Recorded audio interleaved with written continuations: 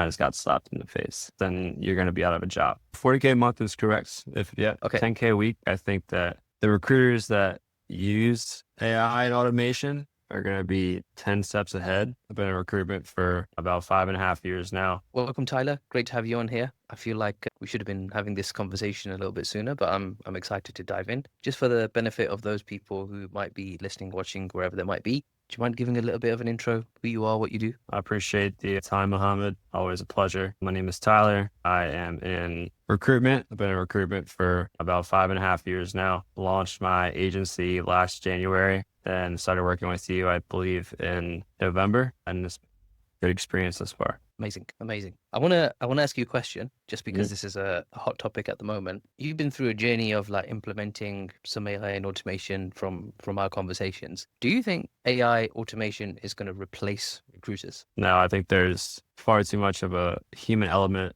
and a relationship element that AI could never overtake. I think that the recruiters that use AI and automation are going to be 10 steps ahead. But as far as like closing deals and, building those relationships that drive your business, I don't see that happening. I think we share some views and values on that point as well. I think it's going to replace certain functions in recruitment. And if you Yeah. have one function and that's like your only way of making placements, and that can be removed by a software, then it's downhill from here. It cause problems, but that's it. I think if you're a resume pusher and you're just throwing stuff at a wall and hoping it sticks, then you're going to be out of a job for sure. Yeah, 100%. Cool. All right, we're going to dive into a bit more detail, because that's pretty much what we want to talk over, because we've been talking for the best part of 6 months now, and we are like going through a journey in terms of the growth of your business, and I just wanted to talk through some of those elements. Now, I suppose one thing that I want to start off with is, before we started talking, and tell me, can you like just describe like what was going through your mind, what was the condition of the business, and what was like everything from a directional perspective as well? I think there's so many ways to attack recruitment and ways to go about, as far as like where I was at before we started, definitely not in the best place. I think we made, like 2 placements last year. It was our first year in business. So a lot of trial by fire. I'm curious to know though, you've been in recruitment, you said 5 years, right? Up until this point? 5 years. Okay. So 4 years of that, and then you started your own business. Yep. What were you billing what kind of money were you making when you were working in recruitment? Yeah. So I come from a staffing background. So I want to be very transparent about that. We did direct hires, but it was a staffing desk. So it was contract and contract to hire business. I work for Aerotech, which is one of the largest companies over here in the States. I built my desk up to, I believe, 11 to 12K before I left. And then I worked for a smaller firm in Dallas, and I built my desk up to, I think, like 9 or 10K within 6 months there. Then I went internal for a little while. And then I decided that, I missed the grind, and I missed the roller coaster that is recruitment. So I decided to start moving a firm. I appreciate that. And so if you were doing, you said on average the numbers were around the 12K mark, 10 to 12K mark per month. Call it 40K a month. Sure. In staffing. Okay. So you said 40K a month there. Did I mishear the first time? No, 40K a month is correct. Okay. 10K a week. Yeah. Oh, so when you were saying 10K, you were talking 10K a week. I had 10K a month in my mind. No, when I was in staffing, I was doing like 10K a week, billing 10K a week. Okay. That makes sense. So when you said 10K, you just said 10K. You didn't give me the qualifier. I thought 10K per month, and I was like, okay, cool. This is interesting. So 40K a month. That's just shy of, not far off, 500,000 a year.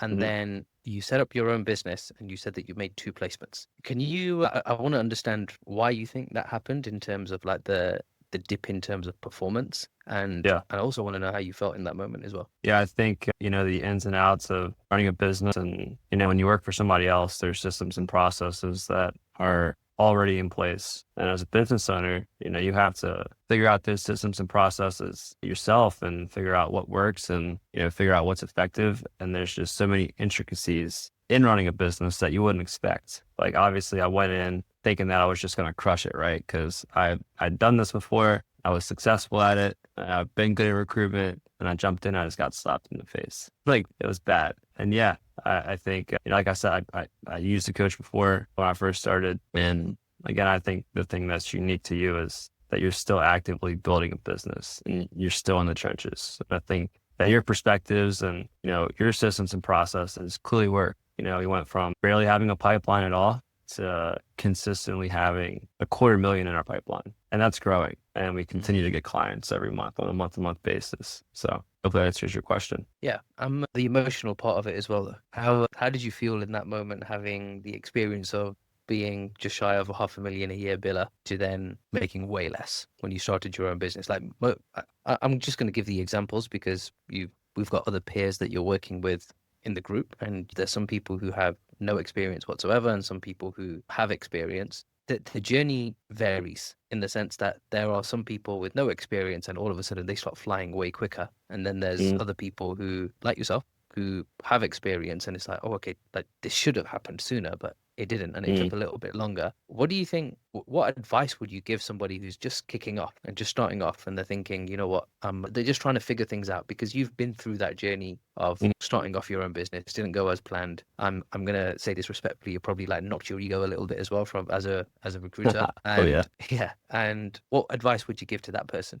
For somebody just starting out, I would say to strap in for one. I think patience is huge in this business, in any business. Hire Muhammad. He knows what he's doing for sure. I can say that with confidence. Make sure that you're being consistent every single day, even if it feels like you're not getting anywhere. The compound effect is real. Implement effective systems and processes. Without those, you're going to fail, most likely. And just mindset, have a positive mindset. Celebrate the small wins. I think that's important. Not every day is going to be a great one, especially in this business, but the highs and the rewards are definitely worth the journey, if that makes sense. Appreciate you sharing that. So just going back to your journey as well and some of the things that you tried, like you said that you hired a coach. I'm curious to know how that went and what was your decision-making process to then, like most people, once they hire a coach once and they don't see what they want, now it's like, okay, forget this. Like they're just gonna, there's a big trust issue. You then decided to look for another and here we are talking. I just think that there are, there's coaches out there and they've maybe done this 5-10 years ago or like a decade ago, and they become like a consultant and try to help other recruiting agencies. In this day and age, when so much has changed, like so much has changed, or there's coaches that maybe work for a staffing firm, and like starting your own business and like building it from the ground up is much different than having the tools and resources that I had at Aerotech or even the smaller firm. And it's a hell of a lot different than it was 10 years ago. I mean, the automations, the AI, the way things are managed, it's just so much different. And I think, like I continue to say, what separates you is that you have built a business doing this, you're still doing it. And anytime that you find a new resource that helps your business, it's shared with the group and shared with me. And I mean, your systems and processes are proven. And I have access to this and they work for me as well. So what made you want to go in with the coach? Like what was the thought process where you thought, okay, cool, I needed this help, and then you went into it, and then obviously later on down the line you sought out more advice, which was ultimately with myself. Yeah, I appreciate you sharing your positive notes. I'm trying to understand like the decision making process for what made you say yes the first time and what made you say yes the second time as well. I think that you should always try to learn from somebody that has done it better than you. I'm a big believer in mentors and coaches, really in any aspect of life or business. So I would say that that's the reason why. Find somebody that's done it at a high level that you want to be like, perform like, and work with them. It's, unless you don't put in the work, you're going to see an ROI. Work.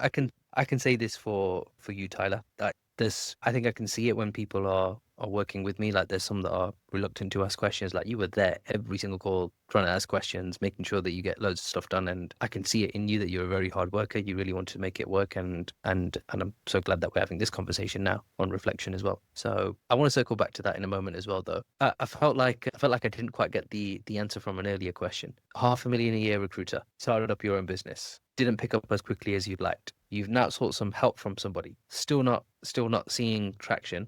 What did that feel like in that moment to me? Yeah, I mean, I'd be lying to you if I told you there aren't moments when I wanted to quit, but I think that there's moments in any entrepreneur's journey when they, have that self-doubt, when they've been beaten down. But at the end of the day, I don't like to start things and not finish them. So I think that, going back to what I said about mindset, there's going to be lows.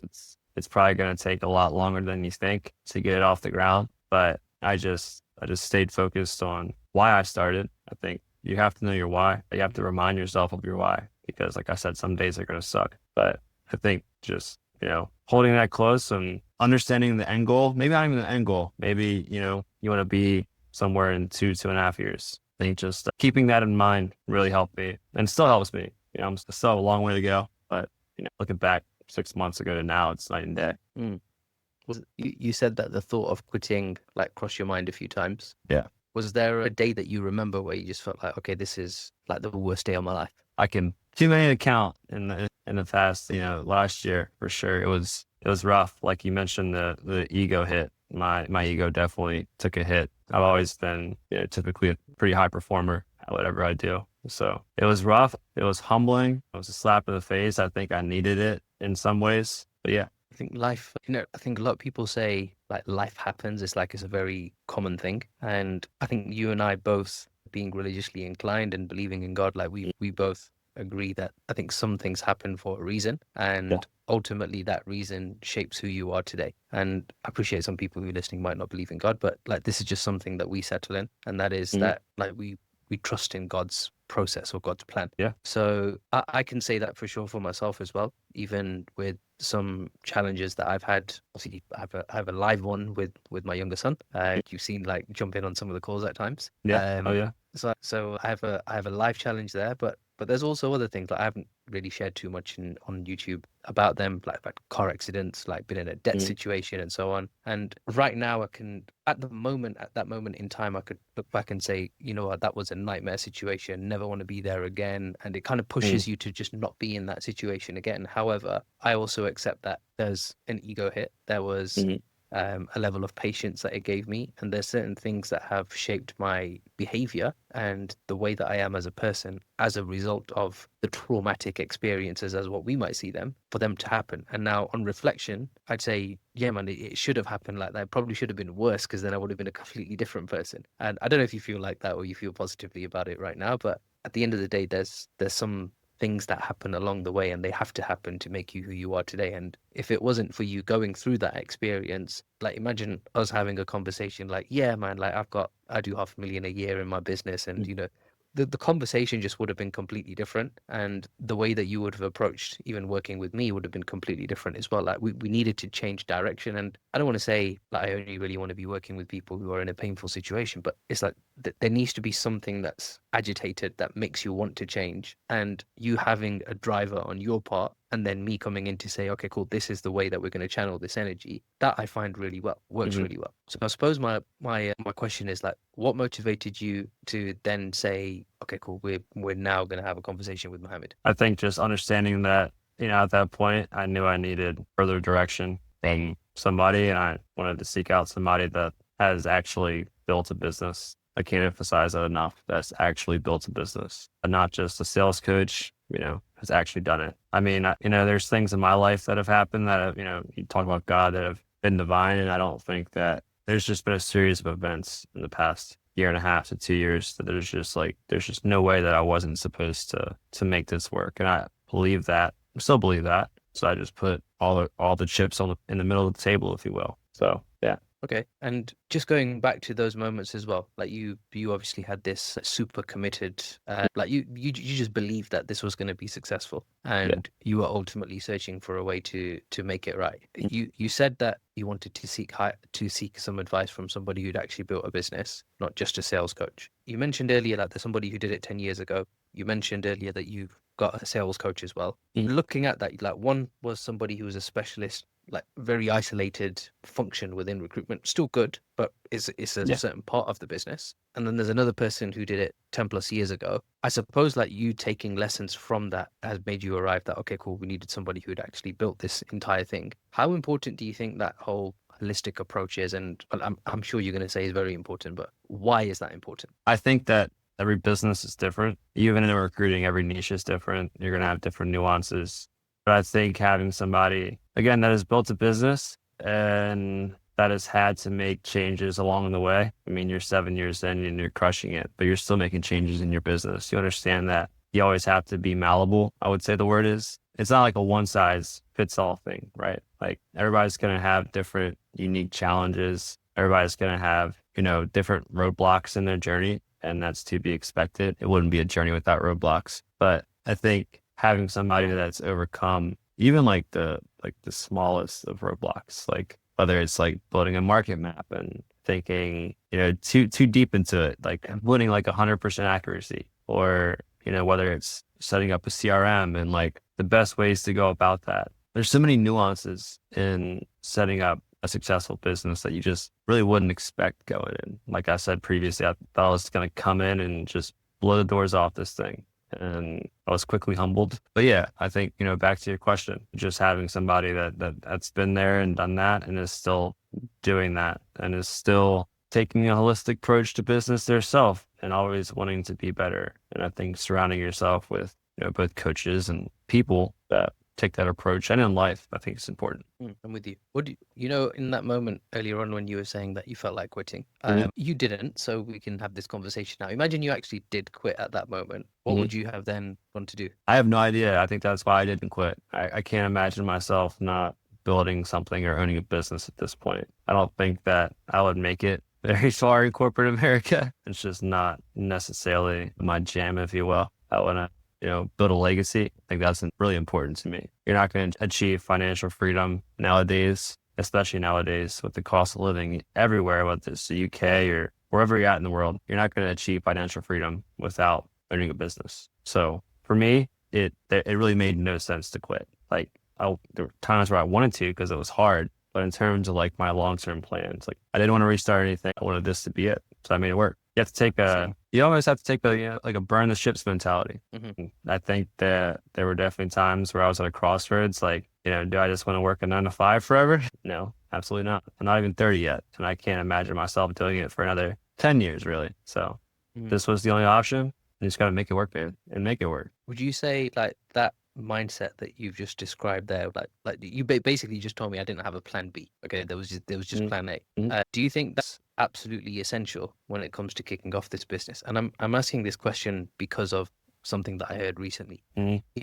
Like if you consider the journey that you've been through, like there's some challenges and roadblocks along the way. You could have decided to quit at any moment in time and then changed course. Whether that was Mhm. getting a job or getting another business or studying, doing something completely different, whatever it might have been. What I believe, and I've seen this happen in my journey as well, is that eventually you're going to hit roadblocks in that line of work or that business as well. And Mhm. if you're the kind of person in the first hurdle or the second or the third you give up, then you start the journey again. Whatever you decide to do, you start again and you have to go through a new set of roadblocks every single time. However, if you stay on the same track, you are going to get past that roadblock inevitably. It's going to happen. It's just you got to keep trying. It's your choice is just whether do you want to get past it really quickly or do you want to take a long time to do it. But inevitably, as long as you stay on the same track with the same target, with the same goal, and you do not shift on that, there is no plan B like you described, then it Mhm. doesn't shift. Would you agree with that? Absolutely. I think if you have a plan B, then you're going to constantly think about that plan B. Not constantly, but it's going to be in the back of your mind. And I think it's not going to work if you have a backup plan. I've been told that by plenty of people in my life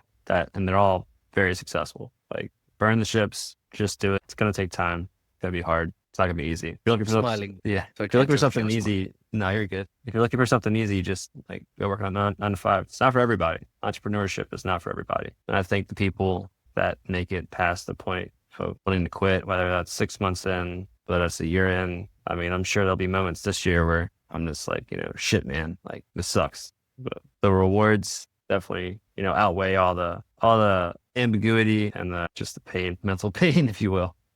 There's something that somebody said that relates to it, and they said it to me a while back. I can't remember if I read it or somebody said it, but it stuck with me ever since. And that is that when you're in the comfort zone, you should be frightened because nothing grows in the comfort zone. Like you need to be uncomfortable, pushing Mhm. yourself, and that's where things change. And if I look at it, just talking about what you've experienced, like you were doing well in a job Mhm. and then decided to go and embark on this journey, and then you went through some what sounds like excruciating pain, and now we've grown out of it. Mhm. However, if you never took that leap, if you never did it right now, if we were having this conversation, we'd be talking about your experience in a full-time recruitment role, but we're not. It's completely Mhm. different. And I think I don't think like I don't have like I don't look down on people that work in a 9 to 5. That's No. it's fine. Like some people have a job and some people do business. Like it's fine. But I think what's important for you in your case as well is that the trajectory of things for the future and how that aligns with what you wanted to do in the long term. So I suppose like be happy with being uncomfortable. Is that the right message that we want to give out? Yeah, I think Alex Hormozy, I think it was Hormozy said it best. He was like the fastest way to become who you want to be or who you're supposed to be is to put yourself in a position where you have no choice but to be that person. Profound. Yeah. We'll stick to that. I might quote him and then and share that. I think I shared with you some of the lessons that I went through when I went to go and see him, meet him as well, and receive some training from him. And I've shared some of those lessons. But we'll definitely come on to that. How did you find me anyway? By the way, how did we first make contact? I think it was Instagram. I think I was like in it. I remember the conversation. I was like in Orlando airport about to fly back to Baltimore. And I watched, I think, like one of your videos. And I was like, wow. And then it took us, I think, maybe a week or so to actually connect. But it was Instagram. Was there something that I said in the video that like motivated you to want to have a conversation, or was it? It was the fact. It was the fact that you already like looked at your LinkedIn profile, did my due diligence, obviously, and the fact that like you already owned a successful recruitment agency, recruitment business, and that you were still actively doing it. Okay, cool. I think that makes you super unique. I don't think there's like anybody else that I can think of that's doing that. I appreciate that. I appreciate that. You know, when we first started talking, I can laugh and joke about a few things now because Yeah, of we've course. been through the journey. I think you guys were you were super skeptical. Yeah, I think in the first conversation, I felt like you almost said like I don't know how to put it.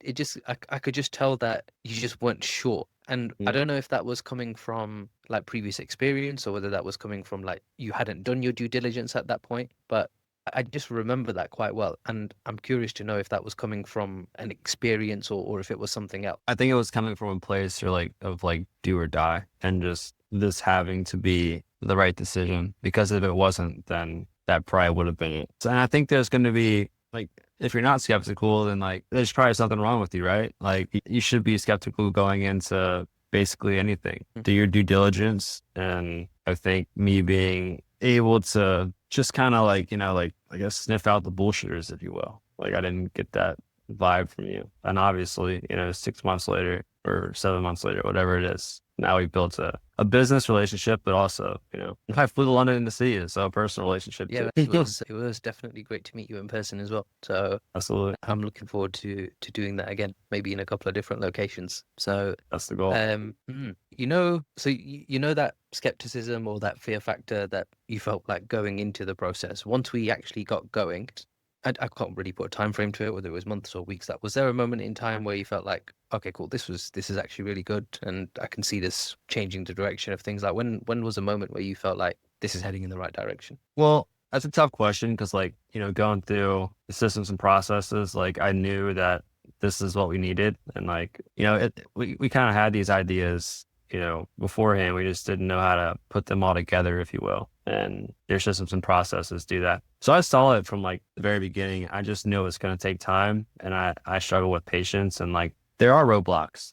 Don't think that you're going to go into this and there's not going to be any issues, because there will be. There's going to be things that frustrate you. There's going to be hurdles to get over. But I would say, I guess when the anxiety of when I got to a point of being able to breathe, probably 3 or 4 months in, when we went from, maybe 1 or 2 clients in our pipeline. So I think we have 7 or 8 now. So, and that's consistent. The client flow is consistent. So I'm sure we'll add to that, but it's been very consistent. Were there any worries or concerns that you had during, while you were working with me? I mean, there's I guess that's a hard question, because like I said, there's going to be roadblocks and there's going to be things that drive you nuts. But in terms of real concerns as to whether it was going to work with you or not, no. I mean, you're always available. You're super communicative. Any roadblock that we've had, you've went above and beyond to figure it out for us. Yeah,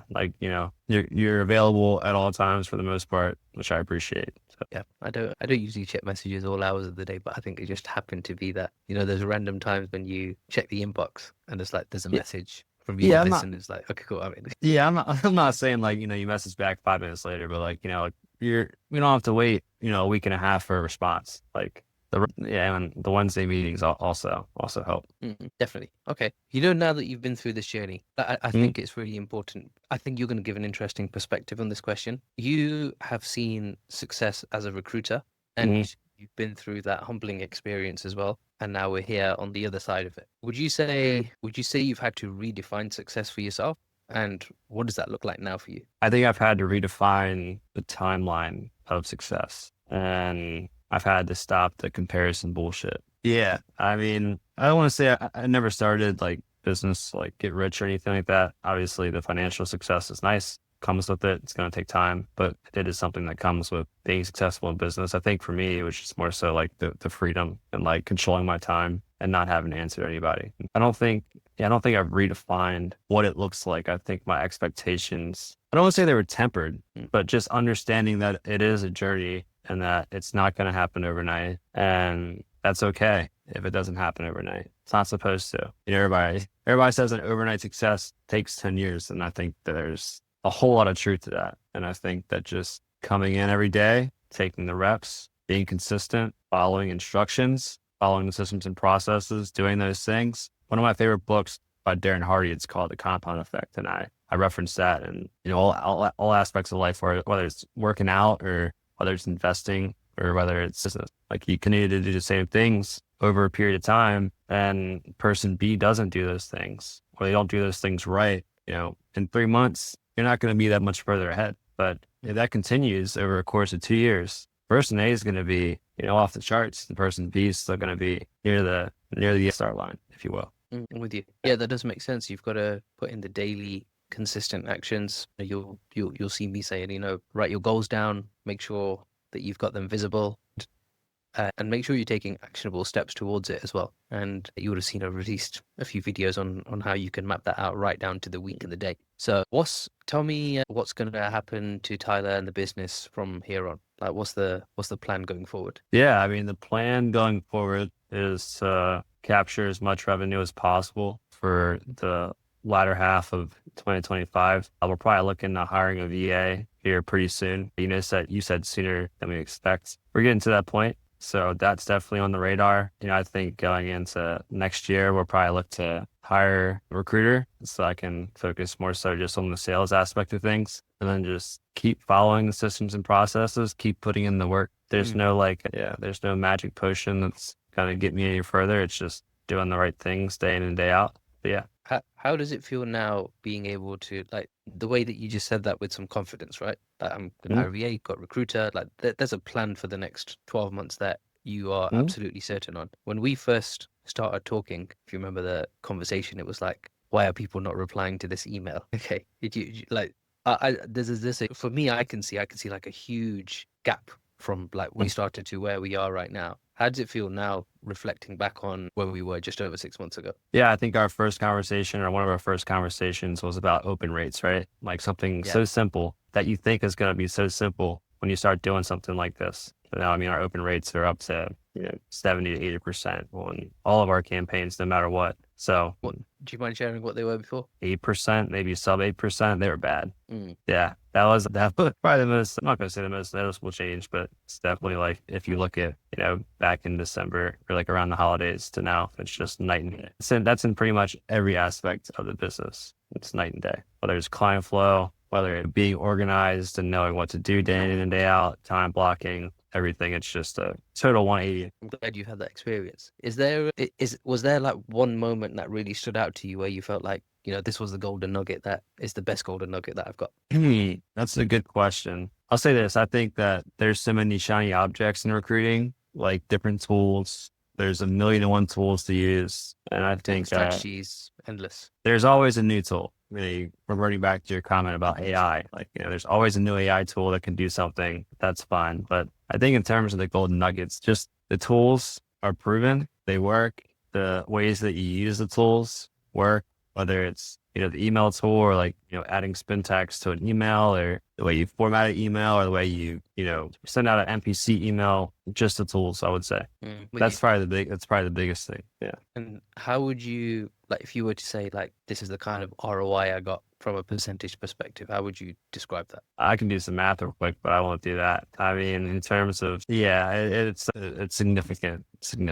I don't want to put like a percentage on it, but I don't know if there's a high enough percentage for that, but it's significant. So I suppose carrying on, Tyler, somebody's going to be watching this video who might be on the fence of working with me, or they're unsure, possibly going through the same level of skepticism that you went through right at the beginning. What advice would you give them? It's a good question. I would say skepticism is normal. I think if you weren't skeptical, it'd probably question you. Like, it's working with a stranger, right? But it takes investment in yourself and into your business to set yourself apart from others. It takes money to make money. That old saying, however you want to put it. I would just say, there's tons of coaches and people selling courses or whatever, however you want to frame it. I would just say it's important to get coaching or get help or whatever you want to say from somebody who's actively doing it. I think that's the biggest thing. And somebody who's not going to somebody who's genuine, being able to just feel out somebody for who they really are. I think I'm good at that. And I think you have to be good at that in recruitment to be successful. And I would say don't be willing to work.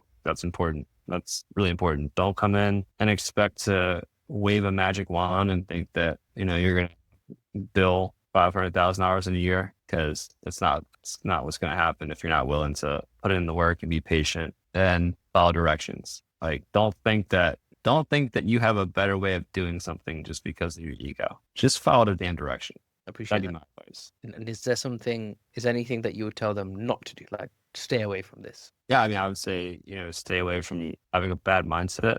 I would say stay away from trying to tweak things or thinking that your way of doing things is, I don't want to say smarter because that sounds messed up. Like, it's like people say, not to remake the wheel. Like, the wheel is made, it works well. Just use the wheel the way it's supposed to be used. Yeah.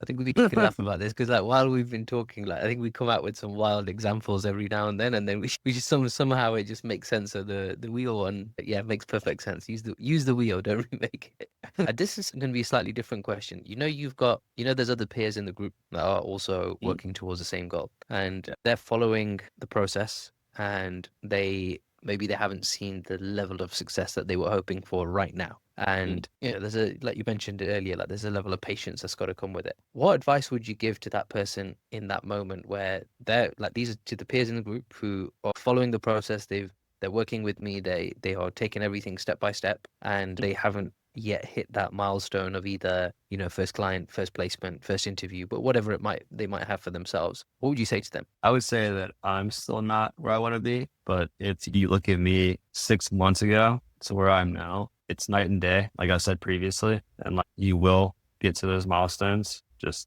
have patience, believe in the process, believe in yourself. Like, it will happen. Like, there's no way it's not going to happen if you don't, like, if you just do the work and follow what you're supposed to. There's no way it's not going to happen. It just might take longer than you think it's going to, and that's okay. But I think that goes back to like understanding your why you're doing it, and just reminding yourself of why you're doing it. Well, I want to say this on a personal note as well, Tyler. Like, I've seen a night and day difference in you as a person since we first started talking and working together. And even from a strategic perspective, a tactical perspective, like I can see a huge difference there as well. And I think that I've really enjoyed working with you, and I'm going to continue enjoying working with you because we're going to continue. I think if I can describe it and say, like, this would be like the kind of person that you are that I'd really enjoy working with, and that is that you're a hard worker, you're dedicated to it. It's plan A. There is no plan B. Like, this is going to work. And you've taken the time to do your due diligence in terms of, watch other videos, watch all like some of the other people that have helped. And you did all of that first. And then we've had a call just to go over, okay, cool. How do we put all this together? And if it makes sense, we go from there. Ideally, not operating from a place of like desperation from a cash perspective or so on, but all of that teed up and lined up very nicely. And I can say that, working with you has been very enjoyable, and I'm looking, and I hope there's more people out there who will come to me, because I've enjoyed the last 6 months. I'm going to look forward to the next 6 months as well. Yeah, no, I think, I appreciate that comment. Yeah, I mean, I've said it before. I don't see a situation where you're not a long-term part of our plan and part of our vision and business. So I appreciate the kind words, and you got to have fun, along the way. You can't just be miserable. But I think that, you and the group make it fun and like seeing everybody's process or progress. I joined the calls now, and it's like just looking back to, whether it's like making a market map or like, I don't know, like setting up like an email campaign. It's just night and day, and we're just getting started. So I'm excited. So am I. So am I. I'm looking forward to what's next, the future hires, some of the other strategies and tactics, some of the deeper levels of AI that we're about to dive into as well. Oh yeah. I'm looking forward to all of it. So I suppose we can slowly draw this to a close. Are there any other final comments or thoughts that you want to share? And I suppose one question that I want to ask as well. Some people might be watching this video and they might just message you to get a second opinion on any platform. Are you okay with that? Yeah, no, definitely. Like I said, my Instagram is Real Tyler Moore, RealTylerMoore. You can message me on there. I can give you my LinkedIn link, Muhammad. You can share that. I'm perfectly okay with that. As far as final comments go, I would just revert back to what I've been echoing this entire conversation, and that's looking to, do this at a high level, find somebody that's done it at a high level and is doing it at a high level. And Muhammad is doing it at a high level, a very high level. I've seen it firsthand. So I think it's important to surround yourself with people who are better than you. And Muhammad is certainly better than I am in a lot of ways, but it's been a pleasure to learn from you, on a personal level. I consider you a friend now. I think that's important. And I just, like I said on the call earlier, I can't wait to, see where I am a year from now. You said that, you think it's going to happen sooner than that. It is already happening, but like, in terms of like where it's just mostly fun, there's going to be times where it's not so fun. But when you get to the part of the business where it's just like, all right, like having a level of success where it's just like, you just constantly have a smile on your face. I know that's coming very soon. And from like a stress and like being able to sleep perspective, that's been helpful. I suppose it comes in building blocks. Like just the analogy that I sometimes share is, it'd be unrealistic if somebody put one layer of bricks down on the ground and said like, God, this is an ugly house, and then just kept complaining about how ugly it was right up until the roof was built. Like, you're just going to hate the house by the time it's built. So it takes a bit of time. It does get there. And I really appreciate you sharing the kind words. And I do see you as a friend too. I'm looking forward to giving the best man speech on your wedding as well. And all of that. You got to find a wife, man. We'll get you there. We'll get you there. That's the next part. That's the next part of the journey, isn't it? That's what we're working on. So yeah. That's what all my friends in the States say too. And my family, like, why are you still single? I'm like, I work too hard. Cool. And if you're a lady watching this and you're also looking for a man like Tyler, then reach out to him as well. So yeah, cool. Oh man. So hopefully that gives a taste of what it's like working with me. So we have a laugh and a joke as we're going along. But Tyler, appreciate everything that you said. It's been a pleasure, and I'm genuinely looking forward to the next few months and what the future holds for your business and working with you for the long term, as you said. Likewise, man. I'm gonna get back to work. I have a lot to do. Yes, cool. All right, we'll catch up again soon. Take care, Tyler.